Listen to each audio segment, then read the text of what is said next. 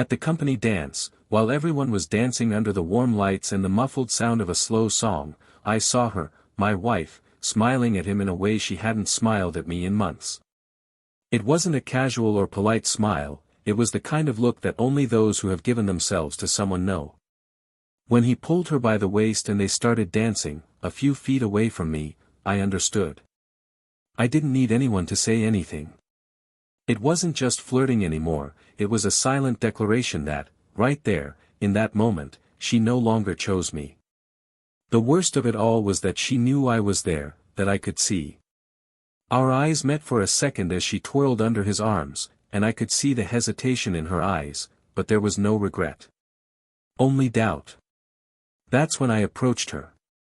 I looked into her eyes and said softly, firmly, with a pain that burned inside, "You prefer this then, don't you?"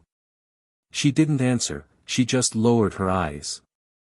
I added, "Then say goodbye to our family, and wait for the divorce letter that will arrive for you." I turned my back before she could react, and it was only later, when the letter arrived, that she became serious. But the biggest shock was not the divorce. It was when she read that I would have custody of the children. It's funny how we live next door to someone and yet we still don't really know them.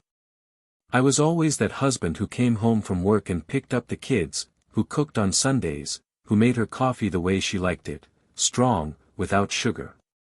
I was never the most romantic, nor the most creative on special occasions, but I was constant. I was present. I was the foundation. And maybe that was exactly what bored her.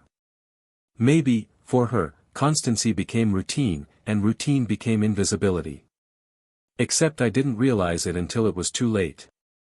While I was killing myself to ensure stability, she was pulling away, smiling less, sleeping on her back. I tried to make conversation, but she was always busy, always tired. I thought it was just a phase. I didn't imagine it was the beginning of the end. And much less that the end would be so cruel, so humiliating.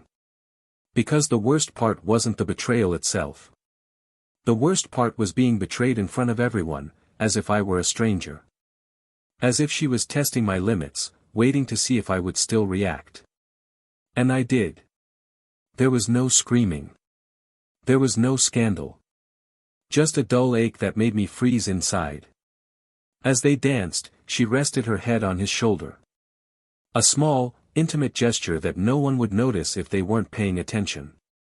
But I noticed. Because I knew that gesture. She used to do it with me in the beginning. That tilt of her head was her way of saying, "I feel safe with you."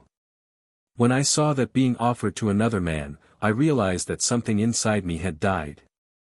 I left the dance, got in my car, and stood in the parking lot for an hour with the steering wheel in my hands, unable to breathe properly. It was as if I were underwater. I wanted to scream, punch the dashboard, call her, and tell her everything that was stuck in my throat. But I didn't do any of that.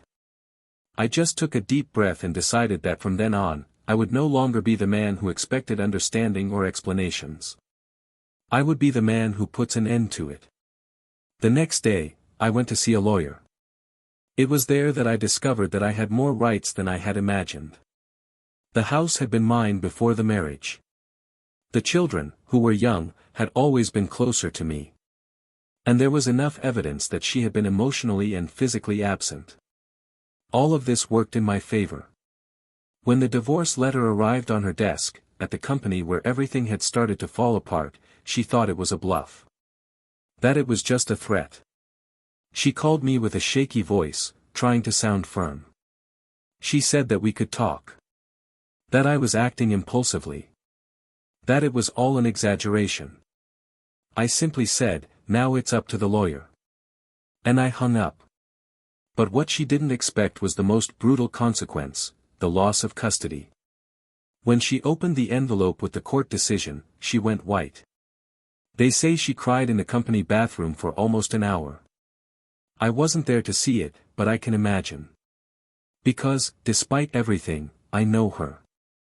I know that, even with all the emotional betrayals, even though she had forgotten me, she still loved her children. And at that moment, she understood that the price of her mistake was higher than she imagined. But the most curious thing was what happened next. When everything seemed to be resolved, when the separation was underway and I was starting to try to move on, she reappeared. Not in an arrogant way, nor trying to justify herself. She came back with tears in her eyes, handing me a box of things that I had forgotten in the old house. In that box, among old shirts and childhood photos, there was a note. Just 3 words, "Please forgive me." But forgiveness, when it comes too late, turns into guilt. And guilt, no matter how sincere, does not rebuild what was destroyed. I began to rebuild my life in silence. My children began to sleep better. My routine became lighter. I stopped asking myself what I did wrong and began to realize how much I had erased myself to keep that marriage going. It was as if I was breathing fresh air for the first time after years under an invisible fog. And it was in this process that I met someone. Someone who looked at me with admiration and not boredom. Who held my hand without having to hide it. Who, on any given afternoon, told me, "You deserve to be loved the right way." Meanwhile, she tried to get closer. She sent messages, asked to see her children more often, said she just wanted to talk. One day, I accepted. We arranged to meet for coffee. She arrived late, with red eyes and shaking hands. She said she wasn't there to convince me of anything, she just wanted to truly apologize, face to face, looking me in the eyes. She said she thought about us every day, that time had shown her the value of everything she had lost. That she now understood that what had bored her was, in fact, security. And that she had traded that for a momentary thrill that didn't even last 2 months. The man she danced with? He was married. He had a wife and children in another city. When she found out, he simply said, "You knew it wasn't serious." She cried. She cried because she had been deceived, but she cried even more because she had given up the only thing that was real. I heard everything. And in the end, when she finished, she simply said, "I hope one day you forgive yourself." She asked me if there was someone else. And for a second, I hesitated. But I didn't lie. I said yes. That someone had come into my life without asking for space, but earning it with respect. And that the children adored her. That now, when they draw pictures of the family, they draw this new woman holding my hand. She didn't say anything else. She just lowered her head. And she left. But what she may never find out, and what remains with me to this day, is what I found at the bottom of that box she gave me. Along with the memories, among old photos and a maternity bracelet, there was a letter written years ago. A letter from her to me, written the day she found out she was pregnant. In that letter, she said, "I promise to never stop choosing you. Never." And even now, with everything over, I still find myself rereading those words, trying to understand at what point she forgot about that promise. And at what point I stopped being a choice. But the question that never had an answer, and that may change everything you think about this story, is, why, among so many nights, among so many places, did she choose that dance, that moment, that man, to betray me? What she knew, and what I would only discover much later, is that that dance was not just a slip-up, it was the beginning of a revelation that would change everything. And no, it was not just about love, nor about jealousy. It was about something much deeper. Something that will only be revealed in the heart of this story. Welcome to the channel. Here, we make it clear from the beginning, we do not support, encourage or romanticize any type of betrayal. All the stories told are fictional, but reflect profound truths. Betrayal destroys homes, corrodes feelings, and leaves marks that time cannot erase. Our goal is to show you the real consequences of bad choices and make you feel every impact. Prepare yourself. Because what comes next is a shocking, intense and unforgettable story. Good listening. Jonathan and Melissa were the kind of couple that, at first glance, made anyone believe in stability. There was something about the way they behaved in public, a kind of harmony built over the years that caused discreet envy and, in many cases, silent admiration. Married for 9 years, with 2 young children, Leo, 7, and Clara, 4, they led a life that many would describe as comfortable. They lived in a spacious house with a garden, in a quiet, leafy neighborhood, where neighbors greeted each other on the sidewalk and the children could still play until late afternoon. The routine was predictable but welcoming. Melissa took care of the house with an attentive eye, always concerned with the details that made the home a place of peace. Jonathan, an engineer for a logistics company, left early and always returned at the same time, with a black briefcase in his left hand and tiredness on his shoulders, but with a slight smile in his eyes when he saw his children running to hug him. The two met during college, in one of those chance encounters where chance decides that 2 lives should intertwine. He, still immature, was the guy who preferred to watch rather than talk. She, outgoing and perceptive, had a natural talent for attracting attention without seeming to try. Melissa was the first to show interest, and Jonathan, despite his shyness, was the one who made the first move. Their relationship began with small coffees during class breaks, long walks after evening seminars, and exchanges of messages that grew in intensity. By the time they graduated, they were already sharing the same apartment and had definite plans: career, marriage, children. The kind of relationship that seemed to have been carved in stone. They were too young to be so sure, but also mature enough not to treat love as a hobby. The ceremony was simple but moving. Only family and close friends were present. There was no ostentation, but honesty in the vows. Jonathan looked at Melissa as if he saw an entire future in a single moment, and she smiled as if she knew she was exactly where she was supposed to be. They went to the coast for their honeymoon and came back with their souls light and the feeling that the world finally made sense. Their own house came 3 years later, along with the arrival of Leo, and shortly after that, Clara brought even more life to the rooms that had previously seemed too big for 2. The marriage withstood the natural difficulties of life: sleepless nights with the children, financial difficulties in the early years, job changes, a miscarriage that left silent marks, but also resilience. Melissa used to say that they were like a strong tree in the midst of storms: they could sway, but they would not break. Jonathan was a present father. He devoted his weekends to his children with an almost religious commitment. She took Leo to soccer practice on Saturdays and accompanied Clara to dance classes with the same enthusiasm. She helped with schoolwork, invented games in the backyard, and cooked pancakes on Sunday mornings. He was affectionate, even if discreet. He was never one for grand gestures, but he was always there, in the silent exhaustion of someone who truly loves. Melissa, on the other hand, had a special talent for the details of life. She knew what each of them liked for breakfast, remembered the birthdays of her children's friends, prepared healthy lunches for Jonathan to take to work, and still managed to maintain a schedule of exercise, reading, and gardening. Over time, she began working part-time at a school as a teaching coordinator, a role that gave her a sense of purpose beyond motherhood, something she herself didn't realize how much she needed until she was back in the workplace. The love between them was never explosive, but it was firm, stable, the kind that knows how to live with silence without fear. They would cuddle on the couch while watching series, share household chores naturally, and always plan vacations together, taking into account the wishes of everyone in the house. The relationship had its ups and downs, like any other, but there was a clear sense of partnership. It wasn't blind love, it was conscious love. Jonathan trusted Melissa with an almost naive depth, and she felt a silent admiration for him that she didn't always verbalize, but that manifested itself in small gestures: preparing his favorite dish after a hard day, massaging his shoulders when he saw he was exhausted, warming up his coffee in a cup without him having to ask. Over the years, however, some small differences began to emerge. Nothing that caused a stir, just small daily separations, common in long-term relationships. Jonathan started arriving home from work a little late, justifying endless meetings. Melissa started to get distracted by her cell phone during meals.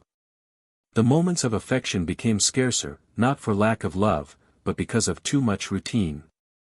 Conversation stopped being about dreams and started to revolve around bills, dentists, and school commitments.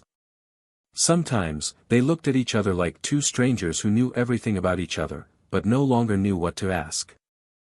Despite this, there was no anger or resentment. Just the natural wear and tear of time. They both seemed to accept it with a melancholic maturity. Like someone who knows that love doesn't die overnight, but slowly falls asleep in silence, waiting for a breath of fresh air. And this fresh air almost came on their wedding anniversary, when Jonathan surprised her with a dinner he had prepared himself, decorated the living room with old photos, and said, with a slightly shaky voice, that he wanted them to reconnect. Melissa smiled, moved, but didn't cry. She seemed touched, but distant. And Jonathan realized, even though he didn't say anything, that something in her had changed. As if she was there, but only with part of her heart. That disturbed him for weeks. But at the same time, he refused to believe that there was anything wrong. He preferred to think that it was just a phase, that all it took was time, that soon everything would go back to the way it was before. He invested in small kindnesses, bought flowers for no reason, left short notes on the fridge. And when he saw her eyes light up, even if only for a few seconds, he thought there was still a chance. Their children continued to be the strongest bond between them. At school parties, they sat together, took family photos, laughed at improvised performances. Clara loved to snuggle up between them on the couch, saying that, "Mommy and Daddy are the best of friends." And as much as Jonathan felt, deep down, that there was an invisible wall growing between him and Melissa, he preferred not to name it. To name it would be to admit it. And to admit it would be to accept that maybe, just maybe, their love was no longer whole. Melissa, on the other hand, was experiencing an inner turmoil that she couldn't even explain. She felt grateful for everything they had built, but also restless, as if something inside her was asking for more emotion, more presence, more passion. She couldn't identify whether it was dissatisfaction with herself or with her marriage. There were days when she would cry in the shower, without knowing exactly why. She wondered if this was normal, if all married women went through this after so many years. There were nights when she would look at Jonathan sleeping next to her and feel an immense tenderness, but also an inexplicable longing for something she couldn't name. She would wake up early and sit in the garden with a cup of tea just to try to listen to her own thoughts, but there were so many that they overlapped. At school, she was seen as a dedicated and respected professional. She had good relationships with her colleagues, especially with the new general director, who had recently been hired. A charismatic, experienced man, he was highly praised for his leadership. He valued Melissa's work, praised her intelligence, and the way she dealt with conflicts. She heard this with surprise, unaccustomed to being recognized outside of her home. And without realizing it, she began to dress more carefully for work, to put on perfume before going out, to pay more attention to her own gestures in front of the mirror. Nothing deliberate, nothing that seemed threatening. At least, not at that moment. She was, perhaps, a woman trying to rediscover something of herself that had been lost between motherhood and routine. Meanwhile, Jonathan continued to believe that everything was under control. He planned a family trip for the winter holidays, made secret budgets to renovate the children's room, tried to negotiate a promotion with the manager. He was a man who still believed in the solidity of the life he had built. A man who, despite external pressures, still saw himself as the guardian of a home. And perhaps precisely for this reason, he did not realize that the silences were getting longer, that the smiles were getting shorter, that the breath of love was wavering. Still, he carried on. But something was about to unfold. Something that not even the most attentive could have foreseen. Because every story has a turning point. And in this case, what Jonathan never imagined was that, while he was struggling to rekindle what he believed still existed, Melissa was about to make a decision that would forever change the course of the story they had built together. A decision that, at that moment, was still sleeping like a seed deep in his heart. And what would germinate from there, was something he could never have imagined. The beginning of that semester brought a new routine for Melissa. The school where she worked underwent an internal restructuring, and with it came more responsibilities, more meetings, and more visibility. The new principal, Alexander, with his confident gaze and manner, seemed to know exactly what to say to make each professional feel valued. In a short time, Melissa became a reference within the teaching group. Always helpful, balanced, with intelligent ideas and agile solutions to daily challenges, she quickly gained space alongside the new management. And Alexander noticed this.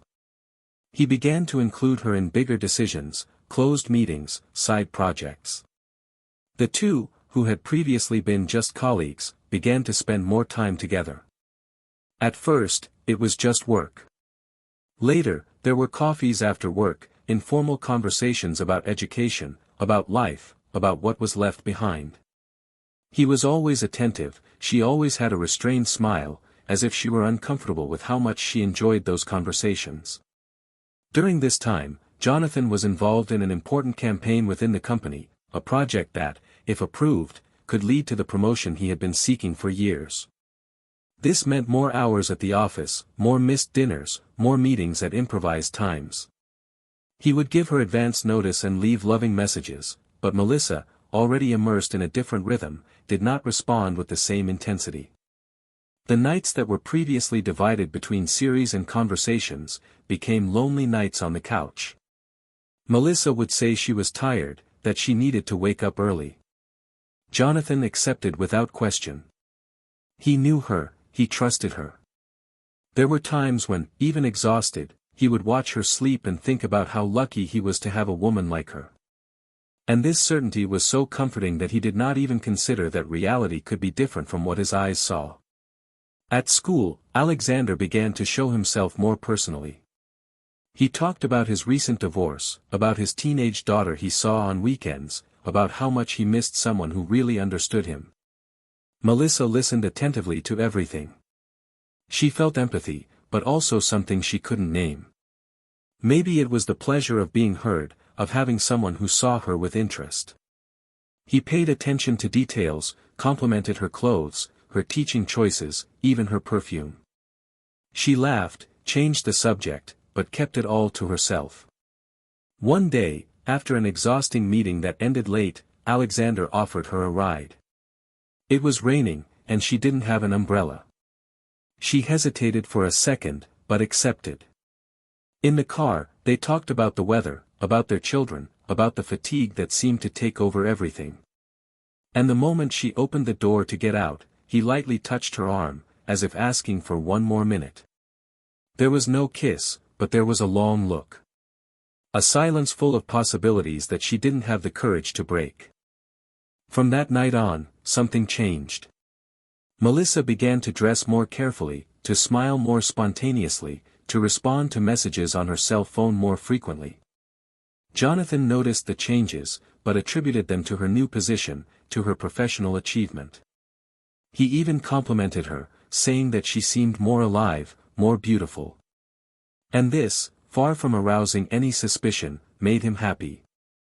Melissa felt divided, carrying a weight that had not yet materialized into action, but that was already robbing her of sleep. She began to have anxiety attacks, to wake up in the middle of the night with her heart racing. She tried to convince herself that it was still just a friendship, that admiring another person was not a crime. But the desire grew silently, like a crack in glass, imperceptible at first, but that spreads until it breaks everything. It was on a Friday that the invitation arrived. The school was holding a social event to celebrate the good results of the semester.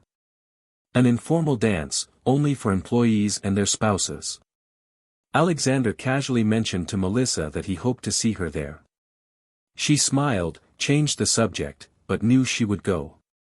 And she knew what she expected. When she got home, she told Jonathan about the event. He didn't seem excited, saying he might not be able to go because of a meeting on Saturday morning, but he would do what he could. Deep down, he was too tired for parties. But she insisted, with an enthusiasm he hadn't shown in a long time. And when he saw her smiling like that, he said he would go. The ballroom was decorated with golden lights and background music. Couples danced, teachers laughed with glasses of wine in their hands. Jonathan stayed by Melissa's side for most of the night, but got distracted by chatting with other spouses. She, in turn, moved away to greet her colleagues. At one point, Alexander approached. He was elegant, charming, and when he saw her, he discreetly complimented her dress. Melissa blushed and looked around. Jonathan was chatting on the other side of the ballroom, distracted. Alexander extended his hand and invited her to dance. She hesitated for 2 seconds that seemed like an eternity, then accepted. The music was slow. The touch of his hands was gentle. His body moved confidently, but his gaze was what disturbed her the most. He looked at her as if she were the only person in the room. And perhaps, at that moment, she was. Jonathan turned in time to see them together in the center of the dance floor, twirling like a couple in perfect harmony. His breath stopped. He stood still, taking in every detail. The way she smiled. The way Alexander held her by the waist. It wasn't just dancing. It was intimacy. Jonathan walked slowly toward the two. Each step he took was an attempt to control his anger, his disbelief, his pain. He stopped in front of them. Melissa noticed his presence and froze. Alexander subtly let go of her hand. Jonathan looked at her, then back at him. His voice was low but firm. "You prefer this, don't you?" Melissa opened her mouth, but no words came out. Jonathan continued. "Then say goodbye to our family, and wait for the divorce letter that will arrive for you."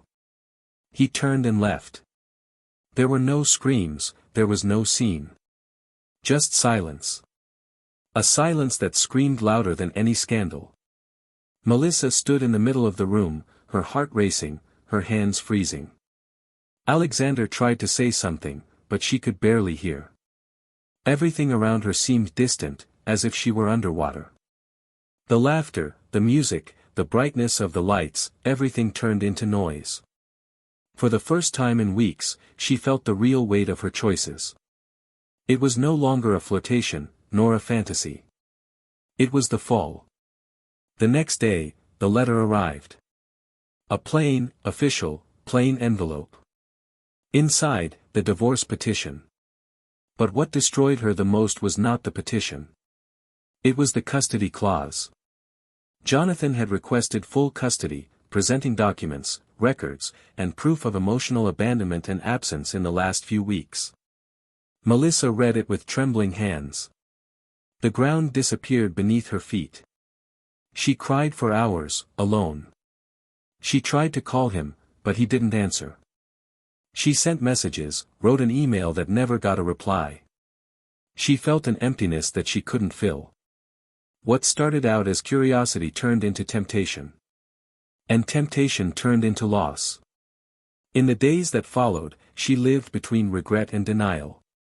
She thought about her children, about the nights she put them to bed, about the drawings stuck on the fridge. Now, all of that seemed to belong to another life. She tried to talk to mutual friends, tried to arrange meetings, tried to understand. But Jonathan was unyielding. It was as if he had been waiting for that last blow to free himself. And maybe he had. But there was something Jonathan didn't know yet. Something that could change everything. Something hidden between the lines of that relationship, hidden behind looks and silences that he never knew how to decipher.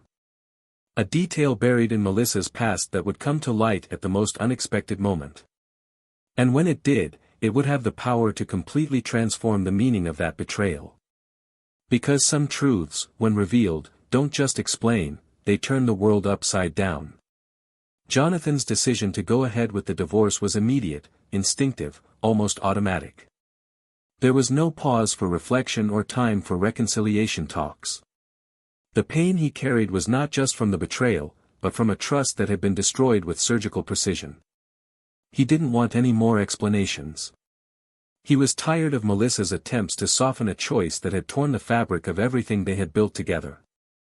But while he immersed himself in rebuilding his life, caring for his children with dedication and trying to restore meaning to his days, Melissa was wasting away in silence. Not just because of the separation or the loss of custody, but because something bigger, something she had buried deep inside herself, was beginning to pulse, asking to come to the surface. A secret that she had always sworn would never be revealed, because she believed it no longer needed to be. But now, without her husband, away from her children, isolated even from herself, that hidden past began to scream. It was a cold afternoon, weeks after the separation was official, when Melissa showed up at Jonathan's door. He was in the backyard, washing Clara's bike, when he heard the gate slowly open. When he saw her, he felt a weight on his chest, but he remained calm. She looked different, not just dejected, there was something in her posture, in her downcast gaze, in the way she held a thin folder close to her chest. Jonathan, dryly, simply said that the children were not there at that moment. She replied that she was not there for them, not that day. He stared at her for a few seconds before nodding and inviting her in. They sat in the living room, facing each other, like two strangers who shared a common past. She hesitated. The words seemed to weigh more than she could bear. When she finally began to speak, her voice was shaking. She said she knew nothing she said could change what she had done. That she understood the consequences. That she accepted the pain she had caused. Jonathan stopped her with a firm look, telling her to get straight to the point. She took a deep breath, opened the folder, and pulled out a single sheet of paper, yellowed with age.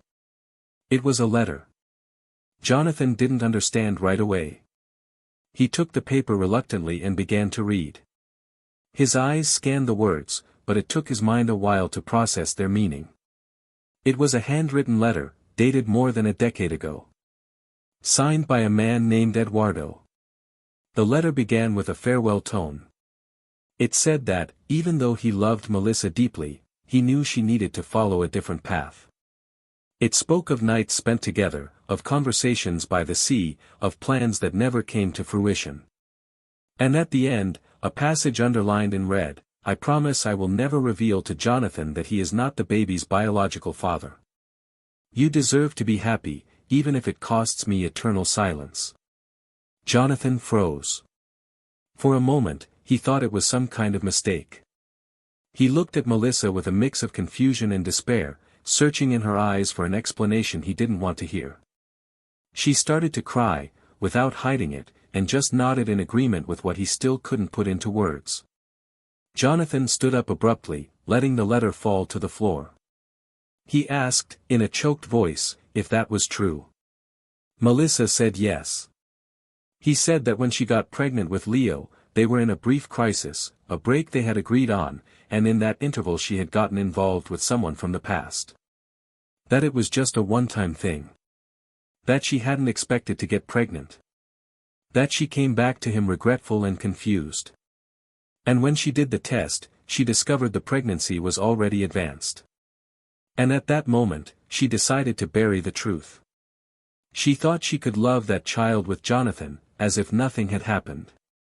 And in fact she did. And she saw in Jonathan the best father a child could have. Jonathan paced the room like a cornered animal. His hands were shaking.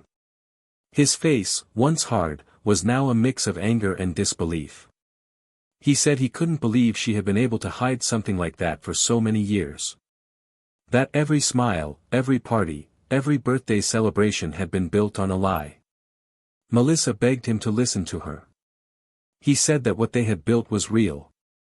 That Jonathan's love for Leo had shaped the boy, and that it was stronger than any DNA. Jonathan exploded. He said he loved Leo, and that wouldn't change. But that what she had done was unjustifiable. That she had no right to decide on her own that he would live a fatherhood based on an illusion. That she had taken away his choice. She had taken away his truth. Melissa was crying uncontrollably now, saying that she had lived in fear all these years. That every time she saw him playing with Leo, she felt grateful and, at the same time, destroyed inside. That she wanted to tell him, but never found the courage. And when he realized, time had already turned the secret into a prison. Jonathan fell to the couch, his head in his hands. The silence between them lasted for minutes that felt like years. When he finally spoke, his voice was hoarse.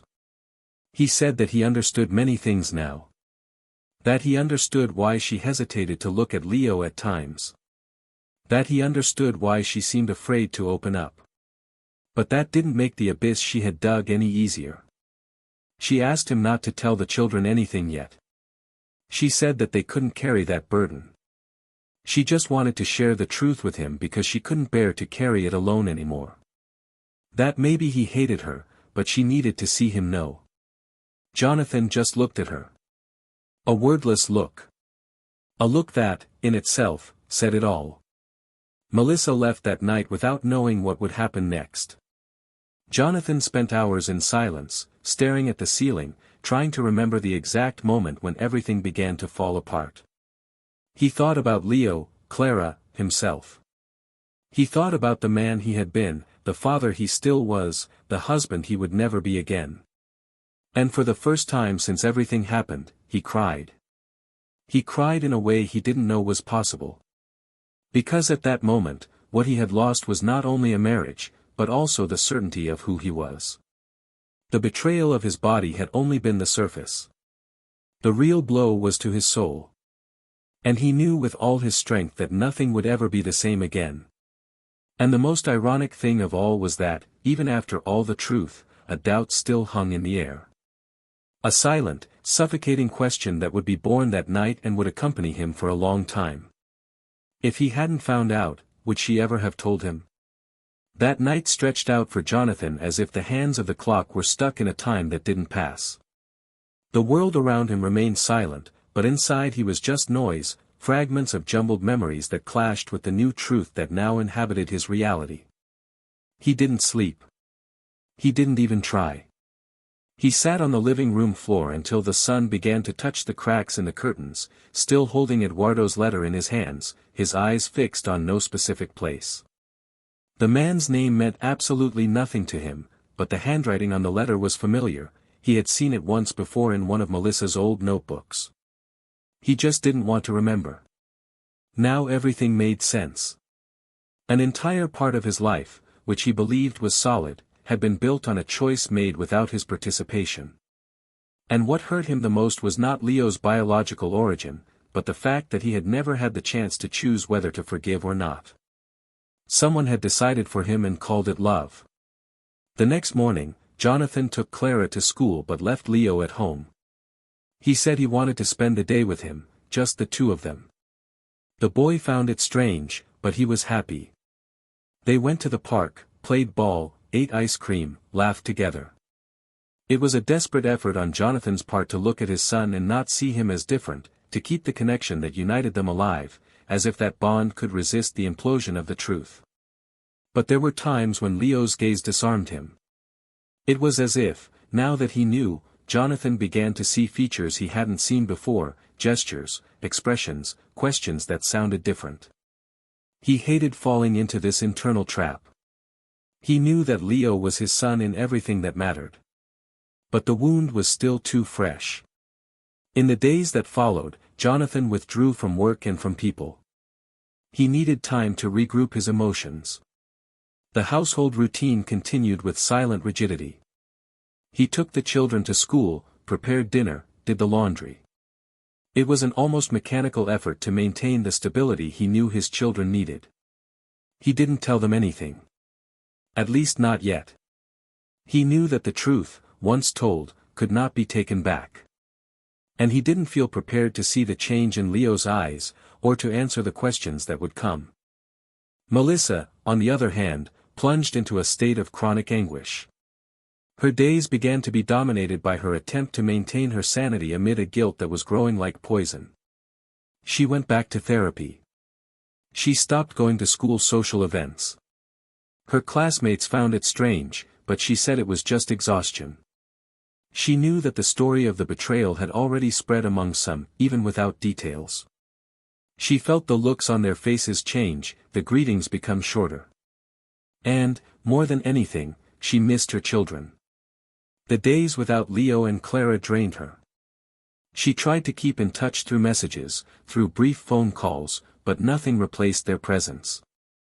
Jonathan, polite but inflexible, did not give in to any request for visits outside of the days scheduled by the court. And even during these meetings, always supervised, she noticed a coldness in Leo. Clara still hugged her tightly, but Leo seemed disconnected. It broke her inside. In the third week after the revelation, Melissa asked to meet Jonathan again. He reluctantly accepted. They arranged to meet at a secluded coffee shop in the middle of the afternoon. She arrived early, sitting with her eyes lost in the street. When he showed up, his demeanor was neutral, almost bureaucratic. She tried to break the ice with a weak smile, but he didn't smile back. She began by saying that she didn't expect reconciliation or forgiveness. That what she had to say now wasn't about her, but about Leo.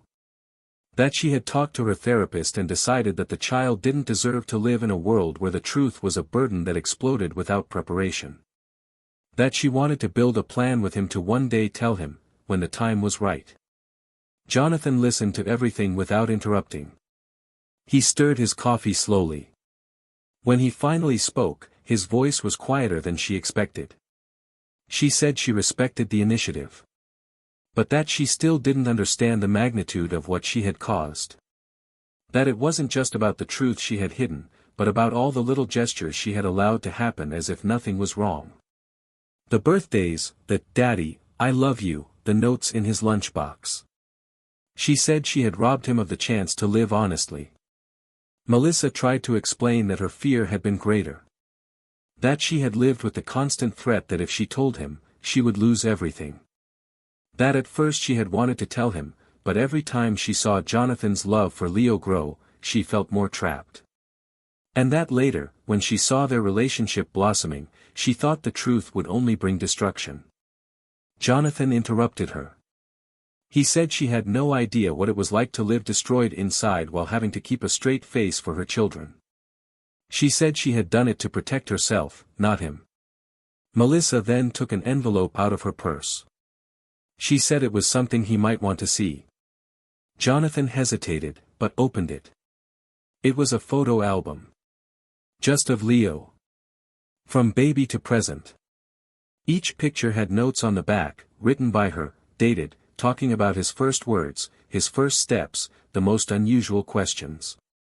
There was a photo of Jonathan holding Leo in his arms, with the caption, "They love each other like they were made for each other."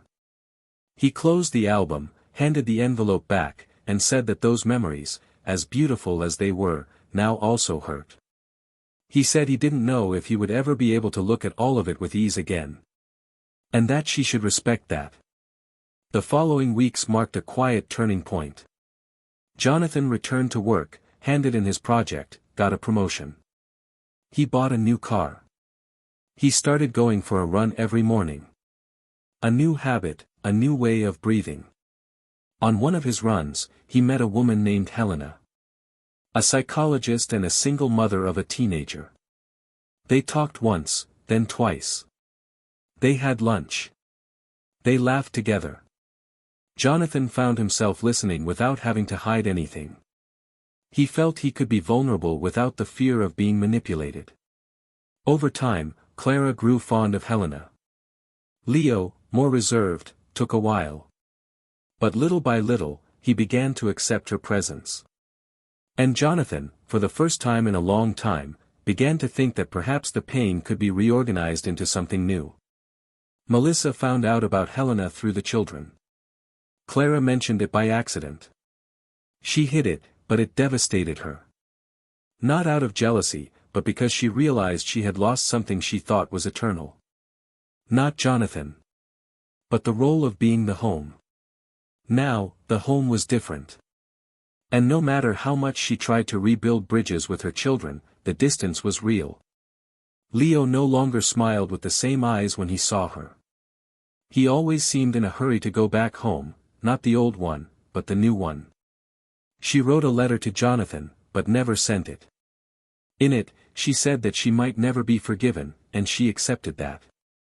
That she didn't want him to see her as a victim, but as someone who made a mistake out of cowardice. And that, even so, she wouldn't change her choice to have Leo, even with all the pain that came afterwards. Because the love she felt for her son was greater than any guilt. Jonathan kept the letter he had received indirectly. He read it once. Then he put it away. He never replied. But somewhere inside him, a part of him understood. He didn't forgive, but he understood. And in that silent understanding, he decided that he would tell Leo the truth one day. But not now. Because now, the boy still saw him as a father. And Jonathan, despite everything, still was. The father who put on his first shoe, who healed his first injury, who taught him to ride a bike. And that, no letter could erase. And on a sunny Sunday, in the garden of the new house, while Clara played with soap bubbles and Leo pushed the toy car with Helena, Jonathan closed his eyes for a moment.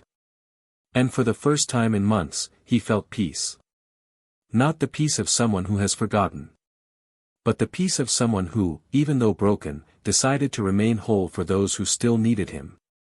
The days that followed the encounter of revelations and ruptures began to take shape as a new type of silence, denser, more contemplative. Jonathan had chosen not to allow that truth to implode the father figure he represented, and although his inner world remained fragmented, something in him began to reorganize itself around a decision that was not made only of forgiveness or anger, but of responsibility. A responsibility that, even though it had been imposed by someone else's mistake, now belonged to him as a choice. He had chosen to continue being a father. He had chosen not to contaminate Leo with a pain that was not his. But this choice was accompanied by a profound renunciation, a silent mourning for a fatherhood that he believed was pure and now knew was marked by omissions. However, this entire process was experienced deep within his soul, without any gesture revealing the deep layers of his pain. He continued to care, laugh, listen, build memories, but now with the awareness that they carried more than just love, they also carried the need for a contained truth. The relationship with Helena, which had previously been light and pressure-free, began to be permeated by a more silent and genuine intimacy. She could see in Jonathan's eyes the mark of something that had not yet finished hurting, but she did not force words. She had the wisdom of someone who had already experienced abandonment and knew that true love is often expressed in silence. He never asked directly about Melissa or what had separated them. What I knew from his gestures, from the pauses in his sentences, from the nights when he would get out of bed just to walk around the house and come back without saying anything. And it was precisely this lack of pressure that began to heal him. Helena's presence did not replace anything, she simply made room for something new to exist, without the obligation to erase the past. She understood the nature of the mourning he carried, not for a person, but for a certainty that had been ripped from him. And he respected that space with the same serenity he used to welcome Clara when she woke up from a nightmare or to offer Leo a comfortable silence while he drew at the table. Meanwhile, on the other side of the story, Melissa was living a different reality. The constant absence of her children, which had previously been a manageable pain, had now become a structural void. Supervised visits had become shorter. Clara still ran into her arms, still told stories and showed her drawings, but she no longer slept on her lap as before. Leo, in turn, observed her with a reserve that hurt more than any direct rejection. He no longer called her spontaneously, and even in the moments when he allowed himself to get close, there was always a distance in his eyes, as if he were testing the validity of each gesture, each word. Melissa understood that she was paying a fair price for the choices she had made, but the weight of this understanding did not make the pain any more bearable. It was as if she lived under constant judgment, an intimate tribunal that would not let her rest. At school, the routine continued, but she was no longer the sunny and confident professional she once was. Her classmates treated her with an embarrassing delicacy, as if they avoided touching her so as not to hurt her feelings. Alexander, who had once symbolized escape, was now just a distant echo. Their relationship did not last long after the scandal. There were brief attempts at continuity, but Melissa's guilt contaminated any possibility of lightness. Their conversations became monotonous, their meetings filled with a weight that neither of them knew how to alleviate. One day, she simply stopped responding. Alexander understood. He knew he had been part of something that should never have existed. And over time, he withdrew completely, without saying goodbye, simply letting silence serve as closure. It was in this scenario of absences that Melissa began to reevaluate her life. She began attending support groups, resumed therapy more frequently, and started painting again, an old habit she had abandoned after Clara was born. She wasn't looking for redemption, because she knew there were limits to what could be fixed. But she wanted to find some kind of dignity again. In one of the sessions with the therapist, she confided that what tormented her most was not having lost her marriage or custody of her children, but having been capable of betraying someone who loved her unreservedly. She said that for a long time, she felt invisible within her own home and, instead of talking things out, she chose a shortcut.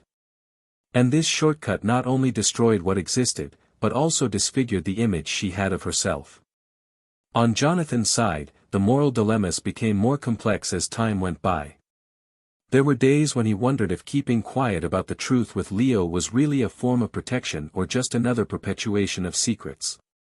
He began to think about when would be the right time. When the boy was more mature. When he asked something that could no longer be avoided. But what if he never asked? What if he grew up without ever suspecting? He was constantly faced with the weight of the choice: reveal something that could forever shake his son's emotional balance or carry, forever, a truth hidden in his eyes. And this doubt was a slow poison. On one particular night, while putting Clara to bed, she asked him why he no longer let mommy sleep with them. Jonathan just smiled and said that sometimes adults need to take different paths in order to continue taking better care of their children. Clara accepted the answer with the innocence of someone who still sees the world in clear colors. But Leo, who had heard the conversation from the door, stood in the hallway for several seconds before silently returning to his own room. Jonathan noticed, but said nothing. And at that moment, he was sure that the time of revelation was approaching. Not long after, Melissa asked Jonathan to meet. They said it was about something important, but not for their sake, for Leo's. He agreed, hesitantly. They set up a meeting in a public park on a cloudy afternoon. They sat side by side on a wooden bench, not looking at each other directly. Melissa said she had talked to her therapist, to lawyers, to family members. That she had thought about writing a letter to Leo, but had decided not to do anything without his consent. That she couldn't stand to see her son drifting further and further away without even knowing why. Jonathan listened in silence. He said he thought about it every day. That he still didn't know if telling her was the best decision, but that maybe they both needed to accept that the decision wasn't just theirs anymore. That Leo was no longer a child who could be spared from everything. Melissa nodded, her eyes filling with tears. She asked if he thought the boy would hate her. Jonathan said he didn't know, but that maybe time would help give new forms to hatred. They returned home with the weight of the conversation on their shoulders. That night, Jonathan entered Leo's room and sat next to him. He asked how he was. The boy replied that he was fine, without emotion. Jonathan then said that they would soon have an important conversation. That there were things he deserved to know. But that, above all, he wanted him to know that nothing would change the love he felt. Leo didn't answer. He just nodded, then turned to the side and closed his eyes. Jonathan left the room with his soul in pieces. He knew that when the truth came out, nothing would be simple. But perhaps, for the first time, he was ready to face what was to come with his eyes open. And while all this was happening, history continued its course, like a current that cannot be turned back. Because, in the end, actions have consequences. But they also have layers. And when choices from the past collide with the present, the result is not always destruction. Sometimes, it is reconstruction. Even if it comes slowly, fragmented, painfully. History was not over yet. And what was to come would bring one last twist. One that no one, not even those directly involved, could have anticipated.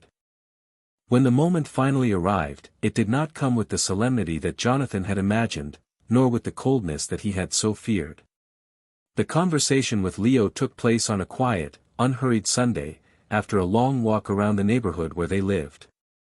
The boy had been showing signs of restlessness for weeks. His silences were no longer the same, they carried a kind of concentrated attention, as if he were waiting for something he still could not name. Jonathan had rehearsed 1,000 ways to start that conversation, but in the end, it was Leo himself who broke the first block of ice, looking at his father and asking, in an almost emotionless voice, "Is it true that Mommy did something very wrong to you?" The question, although direct, was wrapped in an innocence that still sought to understand the world without noise. Jonathan took a deep breath, sat down on an old wooden bench and asked Leo to sit down too. And there, without looking away, he began to draw with words a story that did not intend to erase the past, but rather to illuminate it with some truth. He didn't go into intimate details or try to place blame. He just said that many years before, during a moment of confusion between him and Melissa, she had gotten involved with someone else. That he, Leo, was born from that. But that, even though he wasn't his blood father, he was his father in everything that mattered. That there had never been a single day that he hadn't loved that boy as his own son. Leo remained silent. His hands were clasped in his lap, and his gaze fixed on an undefined point on the floor. When he finally spoke, his voice was lower than usual. He said that he always thought he looked little like his father. And that, sometimes, he felt that there was something that others knew that he didn't. But that, even with that, he never wanted it to be different. Jonathan held his son's face and, for the first time since the revelation, he cried in front of him. Not a desperate cry, but a clean cry, that washed away years of silence. Leo then hugged him tightly, and in that silent exchange, they both understood that the love that united them was deeper than any blood bond. The conversation with Clara took place a few days later, with a lighter approach, adapted to her age. She understood less, but she grasped the essential, that the family now lived with different truths, but that the love that existed between them was still real. Melissa, upon learning that the revelation had happened, called Jonathan in tears. She didn't demand to know how it had happened, she didn't demand his presence, she just thanked him. She said that she carried that secret like a silent punishment every day and that now, for the first time, she could breathe without the anguish of one day being unmasked. Jonathan didn't respond immediately. But at the end of the call, he only said that he hoped she knew how to take care of the space that still remained between her and her son. That she wouldn't force, wouldn't demand, just wait, with humility and truth. In the following months, life went on with different subtleties. Leo didn't change radically, but there was something new in the way he looked at his father.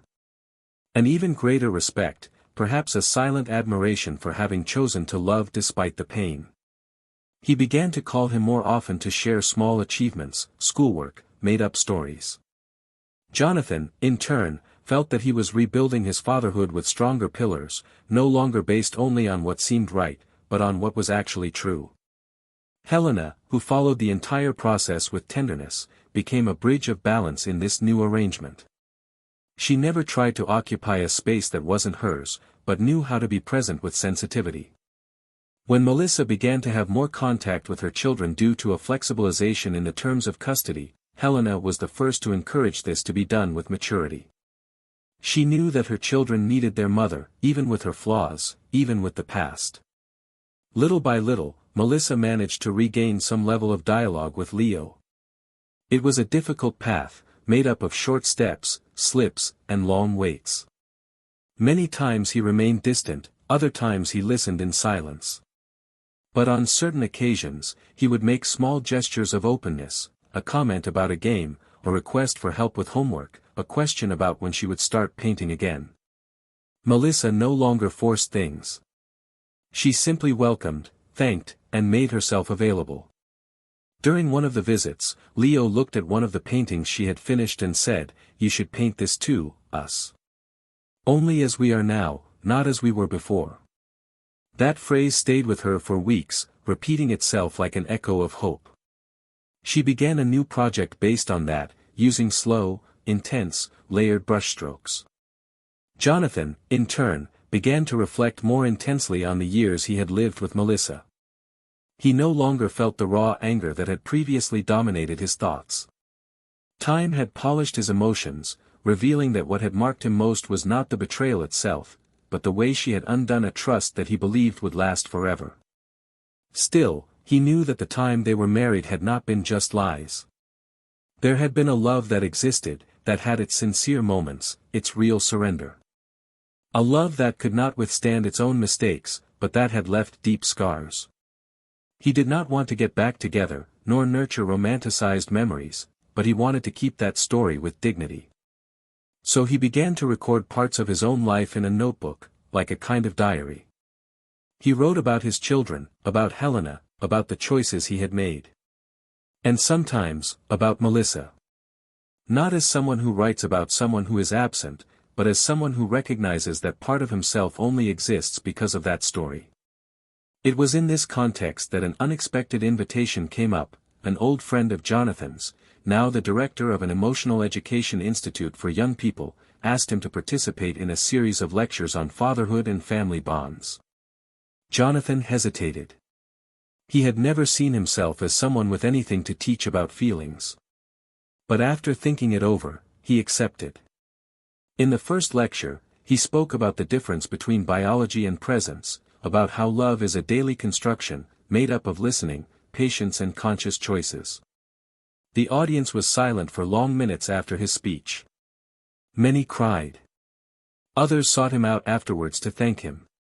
There, for the first time, he understood that his pain was not just pain, it was also testimony. That his story, with all its flaws and lessons, could serve as a bridge to other stories. Meanwhile, Clara grew up with ease. Her childhood, although marked by ruptures, was carefully preserved by all the adults around her. Leo, more introspective, found refuge in words. He began to write short stories, many of them based on family relationships. One day, he showed one of them to Jonathan. It was the story of a boy who discovered that his father was not his father, but who, in the end, discovered that it didn't matter because love lived in gestures, not in blood. Jonathan read the text in silence and then hugged his son with a strength that said it all. Melissa also read the text, days later, during one of the visits. And when she finished it, she simply said, "That boy has more courage than his mother had." Leo smiled sideways and replied, "Maybe because you had a real father." Time went on, as it does for everyone. With new seasons, new challenges, new possibilities. But also with marks that do not disappear, they just learn to live with the days. What had been broken was not entirely repaired, but it was reinterpreted. And in the hearts of each person involved, there was now the awareness that some truths, however painful they may be, need to be told so that something new can be born. Because it is in accepting the imperfect that we often find the chance to live with more truth.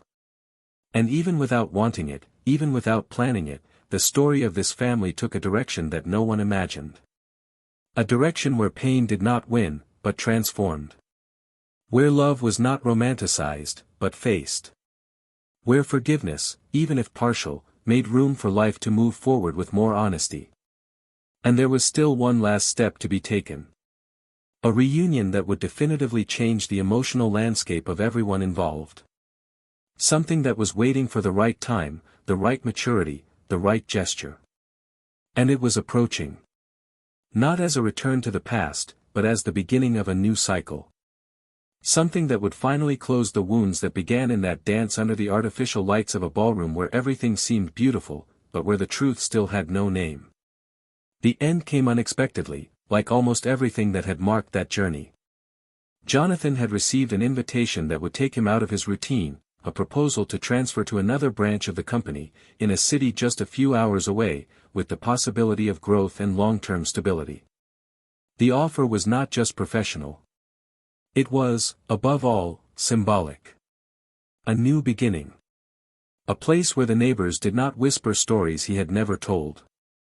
Where looks were not accompanied by forced compassion or disguised curiosity. He discussed the proposal with Helena, who supported him from the very beginning, saying that if he decided to accept, she would be by his side. When the children heard about the change, they reacted with surprise, but accepted the idea naturally. Clara was excited about the possibility of a new school and new friends. Leo, more introspective, simply asked if he would still see his mother. Jonathan calmly replied that he would, but that now everything would happen at a different pace. That they were growing and that their relationship with their mother would also grow, if they both allowed it. Before the move, Jonathan proposed a last meeting with Melissa, in a discreet cafe. She arrived visibly nervous, her eyes always searching for something she couldn't reach. He, in turn, was calm, with a tranquility that came from the exhaustion of someone who has cried all he needed to and now just wanted to close a cycle with dignity. He told her about the transfer and said that he intended to maintain maximum stability for the children, with scheduled visits and quality time. Melissa was silent for a few seconds, then nodded. She said that, although it hurt deeply, she understood that this was the natural outcome. That she never tried to win him back because she knew that what she had destroyed could not be rebuilt. But that even so, paradoxical as it was, she loved him. Jonathan smiled, not mockingly, but with understanding. He said that love does not die, it only changes form. And that, even though they would never be husband and wife again, she would always be the mother of his children. Melissa cried. Not of empty regret, but of someone who understood, too late, the extent of what he had lost. The move happened on a sunny weekend. The new house was simpler, but it had a light energy. Jonathan finally felt at home without ghosts. Helena settled in with them naturally, without invading their space or trying to replace anyone. She was a support, a calm affection, a constant and safe presence. Leo gradually felt more comfortable in his new environment. Jonathan enrolled him in a creative writing workshop, where he began to excel. Clara made friends on the first day of class and, in a short time, she was memorizing the names and preferences of her classmates with her usual energy. The new city did not erase the past, but it offered something that had been missing for a long time, peace. Meanwhile, Melissa continued to live with the weight of the emptiness she had allowed to grow inside her. She tried to rebuild relationships, sought purpose in social projects and art, but there was an invisible limit to everything she touched. Leo visited her less frequently. Even though she tried to be present, there was a gap that could not be filled with words or gestures. In one of the rare, deep conversations between the two, she asked if he hated her. He answered frankly, he said no, but that he also did not fully understand her. He said that maybe one day he would forgive everything. But for now, he was still learning to understand what she had done. That broke her more than any previous silence, but she was grateful. Because she understood that true forgiveness does not come from the urgency to be absolved, but from the time one offers to the other so that they can heal. And she decided, from that day on, that she would no longer beg for something that only time could grant. Time passed. Jonathan was honored for his work as a speaker and emotional mentor. His stories touched people of all ages, especially men who, like him, had gone through profound ruptures. He became a reference not for being perfect, but for showing that it is possible to start over with truth. In one of his lectures, when asked about the most difficult moment of his life, he answered without hesitation, "It was the day I realized that no matter how much you love someone, if that person is not honest with you, love becomes captivity. And it was also the day I decided that my children deserved a father who loved them without carrying the weight of a lie." The people gave a standing ovation. But what he felt at that moment was something intimate, impossible to describe, as if he had finally left behind everything that had chained him for so many years. Leo grew up knowing that life is not divided into good guys and bad guys. He understood, before most people, that the mistakes of parents do not define their children. She continued writing, won a regional award for young adult literature, and gave a speech where she talked about the many forms of family. He said that his father taught him that being a father is not about biology, but about presence. Melissa watched the video of the speech alone in her apartment. She cried. But this time, her tears were not from regret, but from the pride she still felt for that boy who, despite everything, still called her mom. Jonathan finally found a solid partnership in Helena, made not of fiery promises, but of shared decisions. The two of them kept up with their children, their bills, their unexpected events, and their smiles. Clara grew up full of life, always saying that her father was her superhero. At a random dinner, between simple dishes and honest laughter, Helena held Jonathan's hand and said, "You made everything work, even when it seemed like everything was going to fall apart. And he, with a restrained smile, replied, "I just chose to keep going, even when it hurt." And that night, after putting the children to bed, they danced in the living room in silence, to the sound of soft music playing in the background. There was no ballroom, there was no applause, there was no audience. But there was something that no party had been able to give before: truth. If you've listened to this story so far, I want to know what you thought. Comment below with your honest opinion, which part struck you the most and what you would do in the character's shoes. Also, take the opportunity to subscribe to the channel, because there are many other stories like this, strong, real, and that touch the soul. And if there's one thing this story teaches us, it's that betrayal doesn't just destroy relationships, it tears out the roots of trust, it erodes the most genuine love, it turns affection into doubt and presence into absence. Betrayal is a decision, not an accident. And when it happens, it's not just the partner who suffers. Children, homes, dreams, everyone is affected by a choice made in secret. This channel does not support any type of betrayal.